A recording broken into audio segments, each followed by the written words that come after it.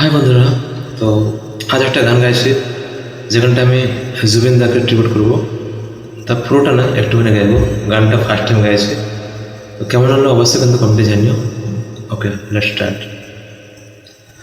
স্মৃতিগুলি কখনো যদি মনে পড়ে যায়, পারবে কি ভুলতে তুমি কখনো আমার?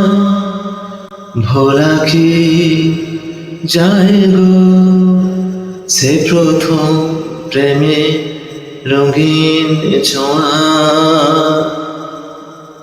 মায়াবিনী আমার চোখে চেয়ে দেখো, দেখো না যে।